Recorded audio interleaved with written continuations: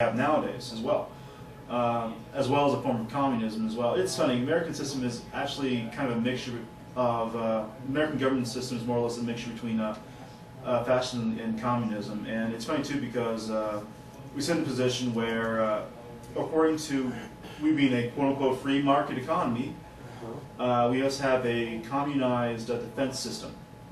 Okay. That's exactly what it is. It's kind of insane in two ways here.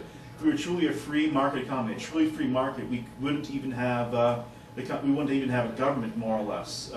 What we would consider government would be, this is your security agency, this is my security agency, and if we have some kind of problem, we'd go between, we have our go-betweens in those areas come there and talk about stuff and have to sit here and figure out ourselves.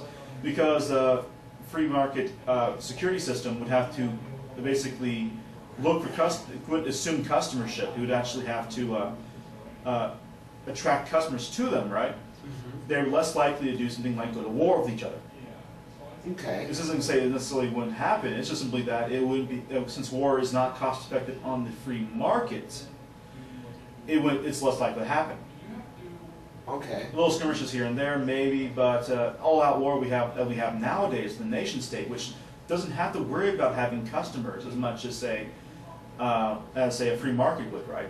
Right. You can argue moving one place to another, to one country to another, one state to another is a form of customership, movementship. But the fact of the matter remains also that there's no place on the earth that isn't governed by some kind of government now anyway. So you don't even have the option of starting your own, more or less, right? Or choosing not to have any at all.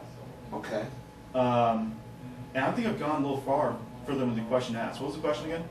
The question was, there are those who fear that the free market would lead to fascism or corporatism, Yeah. and how would you rectify those fears people have about the free market leading to such? All right. That's what I mentioned there, because I went a totally different tangent. The absolute truth, in a truly free market position, there wouldn't be one man or woman or one group of people determining what the free market is, what the free market isn't. You'd more or less have to, because that would make it, if I actually had a plan that would work for everyone, I would not be arguing for a free market solution. I'd be arguing for me as king. Okay. Yeah. Or me as dictator, or me as anything, right? I wouldn't be I would be a benevolent dictator because I'd sit there and go, no, I can't fuck these people. I can't fuck these people without their consent. I can't. But it'd still be me arguing a position where, hey, I know the answer, and you should follow my answer because I know the answer. The truth of the matter is that as the free market is really more as a generalized saying, you don't trust the government to more or less deliver pizza for you or shoes for you. And the one area where we actually had a government, one of the examples we actually had a government determining that kind of thing, Soviet socialism, the shoes were not good. The shoes were better for eating than they were for wearing, and there were bread lines. Yeah. Let alone the fact that they didn't necessarily have pizza. And I'm saying that for assumption. I don't know enough about this area before the Cold War, Soviet Russia, whether they wouldn't necessarily have that or not.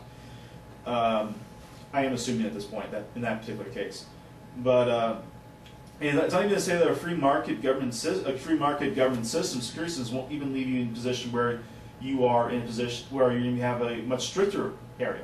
What it is going to say is that you have more or less the choice to A, have that particular thing you want or not, B, not have it at all, Okay. or C, start up your own.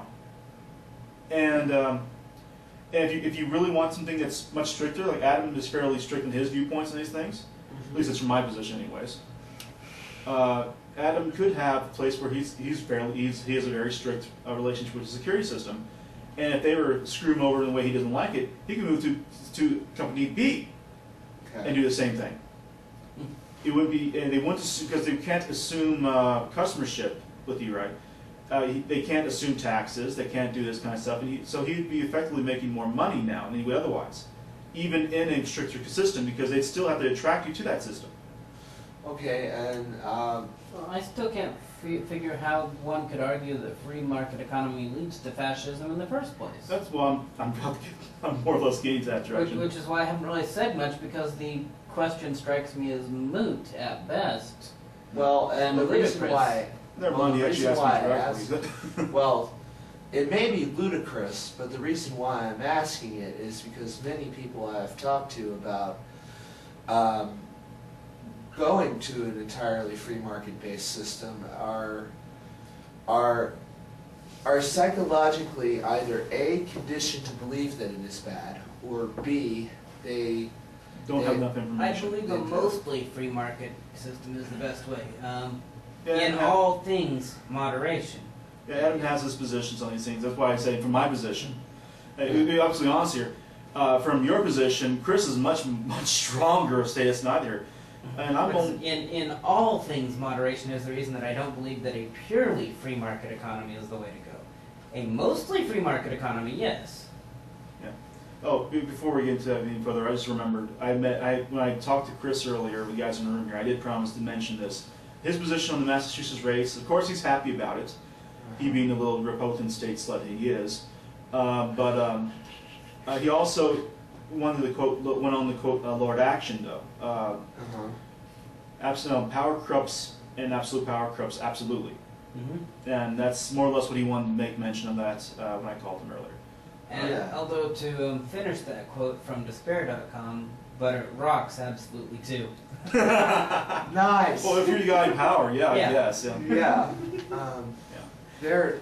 There is a position there, you know. I wouldn't want to be that guy, but yeah, there's No, I that want to be a position. second in command. Of course, that's why exactly, man. You know, you'd have none of the responsibility and all the fun. 90% of the privilege, 10% of the responsibility.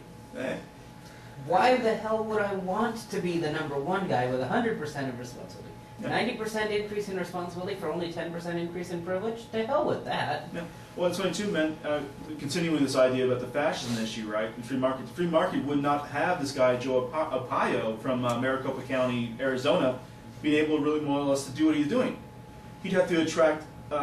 You'd have to attract. He's incredibly popular. In his area, the free market economy would enforce his actions. Well, that's the funny thing about it wouldn't necessarily, because we have this position where most Americans know the name of Maricopa County, Arizona Sheriff Joe Arpaio, the publicity-loving, self-proclaimed toughest sheriff in America. I'm actually reading from the Reason.com article here right now.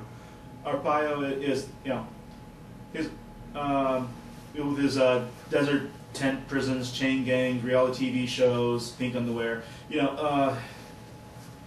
he's not actually all that popular as he makes out to be. He's more popular with Republicans outside his state than he is even with the Republicans inside his state, outside Maricopa County. And maybe in that case, maybe you're right.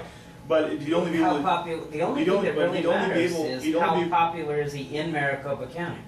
Well, that's true.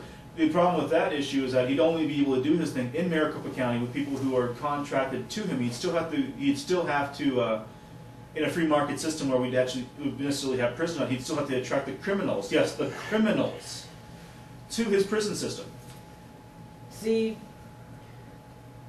what do you mean he'd have to attract the criminals to his prison system? If he catches you and you're convicted, you're his. Well, that's the thing about it, too, quite frankly. It's, we're talking about free markets here, right? And you're right, he may have the job there as being the prison director, as he is more or less right now in the And frankly, his whole intent is to cause people to not want to be prisoners in his area.